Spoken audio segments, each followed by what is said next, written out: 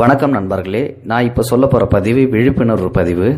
ஒருத்தர் வெளிநாட்டிலிருந்து திருச்சி விமான நிலையம் வந்திருக்காரு தன்னோட சொந்த ஊருக்கு போகிறதுக்காக. அவருக்கு திருச்சி விமான நிலைய ஏர்போர்ட்டில் நடந்த சில உண்மை சம்பவத்தை தன்னோட ஃபேஸ்புக் பதிவில் பதிவிட்டிருக்காரு. அந்த வீடியோ இப்போ வைரலாகி வரவிட்டிருக்குது. சரி, திருச்சி ஏர்போர்ட்டில் அப்படி என்னதான் நடந்துச்சு அப்படின்னு சொல்லிட்டு வாங்க வீடியோக்குள்ளே போய் பார்க்கலாம். திருச்சி ஏர்போர்ட்டில் இறங்கி எல்லாவித நடைமுறையும் முடித்து எனது லக்கேஜை எடுக்க போனால் எனது லக்கேஜ் மிஸ்ஸிங் ஆகிவிட்டது. நேராக ஏர்லைன் கவுண்டருக்கு நான் போனேன். என் கையில் இருந்த நான் விமானம் ஏறும்போது நான் கொடுத்த லக்கேஜுக்கு அவர்கள் ஒரு ஆதாரம் கொடுப்பார்கள்.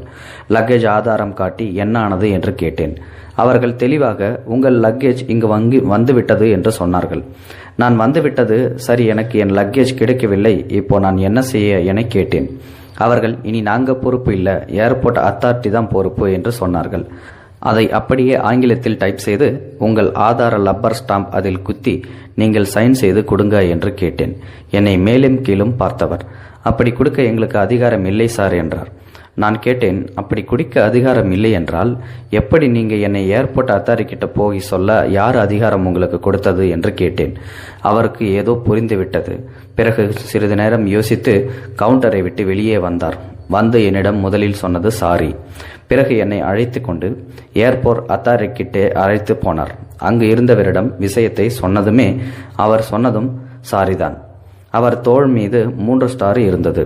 இது எப்போதாவது நடப்பது தான் சார், கவலைப்படாதீங்க, உங்கள் லக்கேஜ் உங்ககிட்ட பத்திரமா வரும், நீங்கள் வீட்டுக்கு போங்க, 48 மணி நேரத்தில் உங்கள் லக்கேஜ் உங்கள் வீடு தேடி வரும், ப்ராமிஸ் என்று சொன்னார். நான் ஒரே வார்த்தையில் சொன்னேன், சார் எனது லக்கேஜ் ஏர்வேஸ் கஸ்டடியில் இருந்தால் நான் நீங்கள் சொல்வதை நம்பி வீட்டுக்கு போவேன். எனது பார்சல் இப்போ ஏர்போர்ட்டை விட்டு வெளியே போய்விட்டது. எடுத்துக்கொண்டு போனவர் நல்லவரா இல்லை கெட்டவரா என்று எனக்கு தெரியாது, உங்களுக்கும் தெரியாது. இப்படி இருக்கும் நிலையில் நான் எப்படி வீட்டிற்கும் செல்வது? ஸோ எனது லக்கேஜ் பாதுகாப்பு இல்லாத நிலையில் அது என்ன வேணாலும் ஆகலாம். எனக்கு என்னோட லக்கேஜ் இல்லாமல் வீட்டுக்கு போக விருப்பம் இல்லை என்று தெளிவாக சொன்னேன். உடனே அவர் யாருக்கிட்டேயோ முதலில் டெலிஃபோன் செய்தார். எனக்கு முதலில் வந்தது காஃபி. என்னை உட்கார சொன்னார்கள். பிறகு 5 பேர், 2 பெண் 3 ஆண் வந்தார்கள். வந்தவர்களிடம் அவர் எனது லக்கேஜ் ஆதாரத்தை காட்டி, இந்த லக்கேஜ் உங்களை தாண்டி எப்படி வெளியே போனது, நீங்கள் என்னத்தை செக்அப் செய்து வெளியே விட்டீங்க என இன்னும் சில மோசமான வார்த்தைகளால் 10 நிமிடம் திட்டி தீர்த்தார். பிறகு என்னை பார்த்து உங்கள் முடிவு என்ன சார் என்று கேட்டார். லக்கேஜ் வெளியே போய்விட்டது.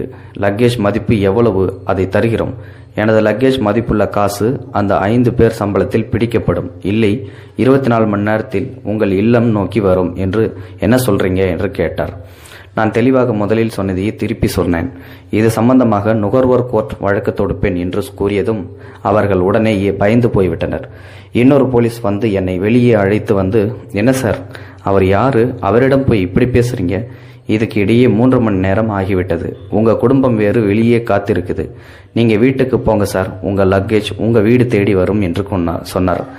நான் மீண்டும் தெளிவாக கிளிப்பிள்ளைக்கு சொன்னது போல் சொன்னேன், எனக்கு என்னுடைய லக்கேஜ் வேண்டும் என்று. உழைப்பாளி படத்தில் வரும் ரஜினி எனக்கு என் ட்ரெஸ் வேணும்னு சொல்லுவார் பார்த்தீங்களா, அதே மாதிரி நானும் எனக்கு என் லக்கேஜ் வேணும் என்று சொன்னேன். மீண்டும் அவர்கள் டென்ஷன் ஆகிவிட்டனர். ஒரு நிமிடம் யோசித்தவர், இது சரிப்படாது, நீங்கள் உங்கள் மிச்ச லக்கேஜை உங்களை அழைக்க வந்தவரிடம் கொடுத்துட்டு வாங்க என என்னை ஏர்போர்ட்டை விட்டு வெளியே போக சொன்னார். நான் போக முடியாது சார், ஏன்னா ஏர்போர்ட்டை விட்டு வெளியே போனால் திரும்ப உள்ளே போக முடியாது, எனக்கு என்ன முடிவு சொல்லுங்க என்று கேட்டேன். அவர் போயிட்டார். நான் அங்கு இருந்த பெஞ்சிலேயே உட்கார்ந்து கொண்டேன். அடுத்த 5 நிமிடத்தில் ஒருவர் வேகமாக என்னை நோக்கி வந்தார். அவர்தான் நான் மேலே சொன்ன 5 பேருக்குமே ஹெட்டு. வந்தவர் முதலில் சொன்னதும் சாரிதான். பிறகு, சார் நாங்கள் சிசிடிவி வழியாக உங்கள் லக்கேஜை கொண்டு போனவரை கண்டுபிடித்து விட்டோம். அவரும் வேண்டுமென்றே உங்கள் லக்கேஜை தூக்கிக்கிட்டு போகலை, அவருடைய லக்கேஜ் இங்கே மறந்து போய் உங்களோட லக்கேஜை மாற்றி எடுத்துகிட்டு போயிட்டாரு. ஸோ அதனால் உங்கள் லக்கேஜ் திருடு போகலை. நாங்கள் அவர் முகவரியை கண்டுபிடித்து விட்டோம். அங்கு உள்ள லோக்கல் காவல் நிலையத்தை தொடர்பு கொண்டு நாங்கள் பேசினோம். அவர்களும் சொன்னார்கள், அவர் அந்த ஊர் தான் சார், கண்டிப்பாக கன்ஃபார்ம் செய்து விட்டோம் என்று சொன்னார்கள். 2 மணி நேரத்தில் லக்கேஜ் லோக்கல் காவல் நிலையம் போய்விடும். ஏர்போர்ட்டில் இருந்து அந்த ஊர் 100 கிலோமீட்டர். இப்போ நீங்கள் ஊருக்கு போங்க, நாளைக்கு வாங்க, லக்கேஜ் ஃபார்மாலிட்டி முடித்துட்டு எடுத்துட்டு போங்க என்று சொன்னார். நான் ஊருக்கு போக முடியாது என்று தெளிவாக சொல்லிவிட்டேன். வாக்கி டாக்கியால் அவர் தலையில் அடித்து கொண்டார். இப்படி ஒரு சனியனிடம் மாட்டிக்கொண்டேமே என்று. பிறகு என்னிடம் உங்களை அழைக்க ஆள் வந்திருக்கா என்று கேட்டார். ஆமாம் என்று நான் சொன்னேன். என்னை ஏர்போர்ட்டை விட்டு வெளியே அழைத்து வந்து எனது பொருளை என் குடும்பத்தினரிடம் ஒப்படைத்துவிட்டு என்னிடம் அவங்களை ஊருக்கு போக சொல்லுங்க என்றார். இரவு 10 மணி. நானும் அவங்கள ஊருக்கு போக சொல்லிவிட்டேன். என்னை பயப்பட வேண்டாம், இங்கேயே நில்லுங்க என்றார். நான் அவரிடம் உங்கள் கைபேசி எண் கொடுங்க என வாங்கி மிஸ்டு காலும் கொடுத்து வெரிஃபைடு செய்து கொண்டேன். இரவு 11 மணிக்கு 3 பேர் திருப்பி வந்தார்கள். என்னை அழைத்து கொண்டு ஒரு ஏர்போர்ட் காவல்துறை வாகனத்தில் ஏற்றிக்கொண்டு உளுந்தூர்பேட்டை லோக்கல் ஸ்டேஷனுக்கு அழைத்து சென்றனர். அங்கு எனது லக்கேஜ் வரவில்லை. உடனே அங்குள்ள ஒரு காவல் அதிகாரியை அழைத்து கொண்டு நேராக எனது லக்கேஜ் எடுத்துட்டு போவார் வீட்டுக்கே போனோம். எடுத்துட்டு போனவர் வீட்டுக்கு போனதும் என்னை வெளியிலேயே நிறுத்திவிட்டார்கள். சார், நீங்கள் உள்ளே வர வேண்டாம். நீங்கள் உள்ளே வந்தீங்கன்னா உணர்ச்சி வசப்பட்டு அவரிடம் ஏதாவது தகாத வார்த்தையில் திட்டுவீங்க. பிறகு அவர் சொல்லுவார் நான் தவறாக எடுத்துகிட்டு வரவில்லை என்று. ஸோ உங்கள் 2 பேர்த்துக்கும் சண்டை வந்துடக்கூடாது. அதனால் நீங்கள் இங்கேயே இருங்க. நாங்கள் உள்ளே போயிட்டு அவர்கிட்ட பக்குவமாக பேசி நடந்ததை சொல்லி உங்கள் லக்கேஜை மீட்டுட்டு வரோம் என்று சொல்லி என்னை வெளியிலேயே நிறுத்திவிட்டு அவர்கள் உள்ளே போனார்கள். அடுத்த 15 நிமிடத்தில் எனது பார்சலுடன் வந்தார்கள். என் முகத்தில் சிரிப்பு வந்துவிட்டது. அவர்கள் முகத்திலும் சிரிப்பு வந்துவிட்டது. என்னிடம் என் பார்சல் பிரிக்கப்பட்டுள்ளதா, ஏதாவது சேதாரம் இருக்கா என கேட்டார்கள். இல்லை என்று சொன்னேன். சரி வாங்க என என்னை அழைத்து கொண்டு நேராக மீண்டும் ஏர்போர்ட் வந்தோம். மணி 12:30 மணி ஆகிவிட்டது. நைட்டு 12:30 மணி. சார், இதுக்கு மேலே நீங்கள் ஊருக்கு போக முடியாது. ஏன்னா ஏர்போர்ட்டில் சில நடைமுறை இருக்குது. அதை நீங்கள் தான் முடிக்கணும். வாங்க என பக்கத்தில் இருந்த லாட்ஜ் அழைத்து போய் போகும் வழியில் இரவு உணவும் எனக்கு வாங்கி கொடுத்தார்.